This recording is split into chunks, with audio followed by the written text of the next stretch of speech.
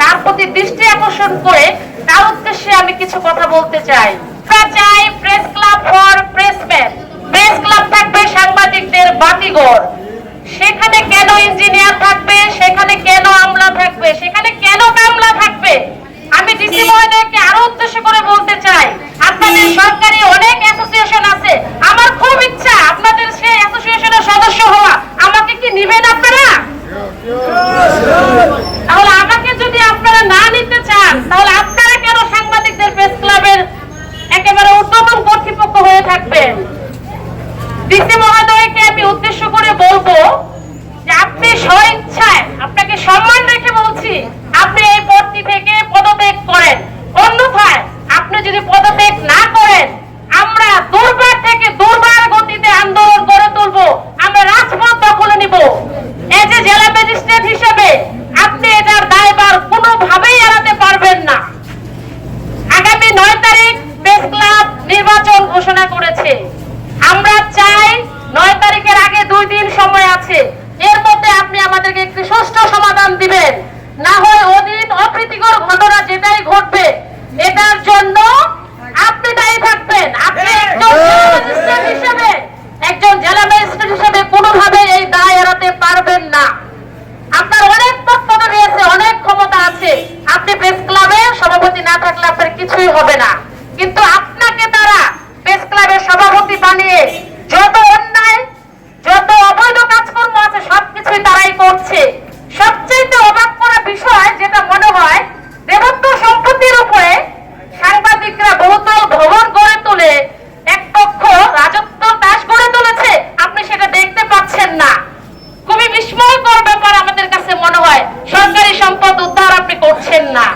আপনি একদম গতবার আমরা দেখেছি নির্বাচনের সময় আপনার ওসি মহোদয় সে ময়মনসিংহ প্রেস ক্লাবের কেচি গেট পরে দাঁড়িয়ে আছে, সে দারোয়ানের ভূমিকায় ছিল একদল সাংবাদিককে বাহিরে রেখে।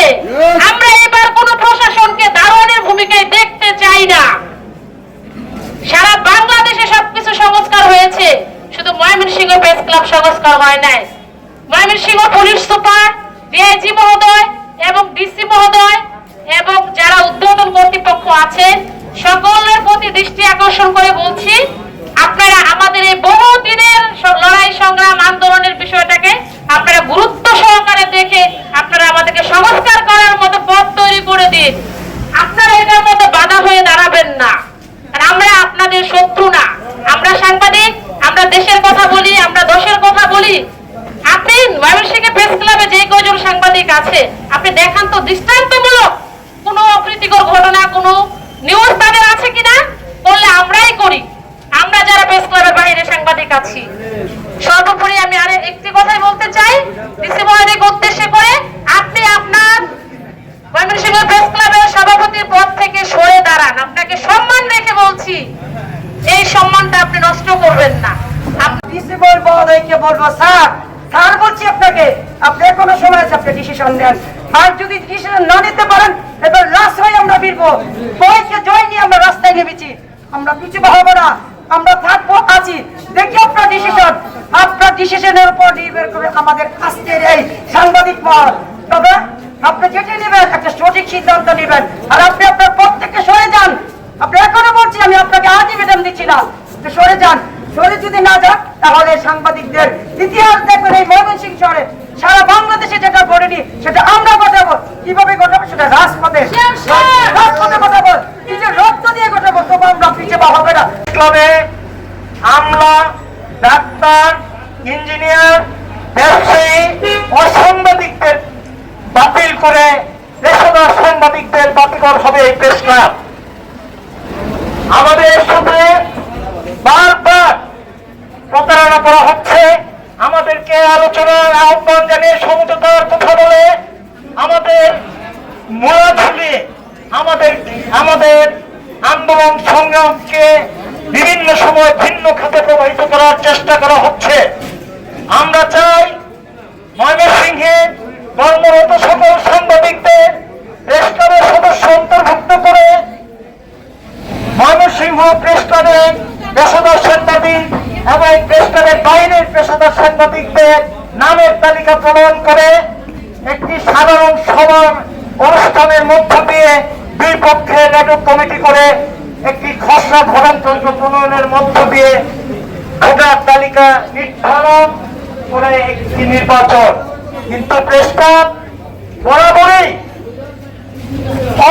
অসাংবাদিকদের নিয়ে এই প্রেস ক্লাবটি পরিচালনা করে দুইটি বাণিজ্যিক বহুতল ভবনের আয় এবং সমস্ত ময়মনসিংহের অফিস আদালত ব্যবসা প্রতিষ্ঠানে কোটি কোটি টাকা চাঁদাবাজি করে আমাদের সাংবাদিকদের মান ক্ষুণ্ণ করে চলছে। আমরা এই অবস্থার প্রতিকার চাই, আমরা আমাদের ন্যায্যতা ফিরে পেতে চাই। প্রেস ক্লাব সংস্কারের দাবিতে আন্দোলন করে আসছি।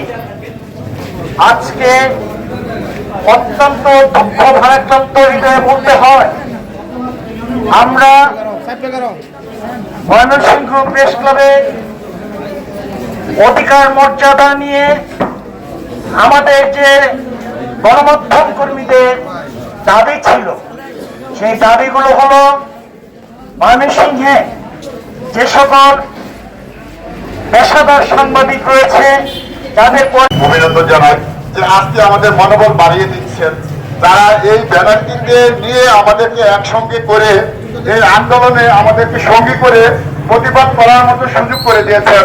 তাদের প্রতি সাংবাদিকদের পক্ষ থেকে আমরা চিরকৃতজ্ঞতা জানাই। সবার সুস্বাস্থ্য কামনায় কথা বলে শেষ করছি। সবাই ভালো থাকবেন, সুস্থ থাকবেন। ধন্যবাদ।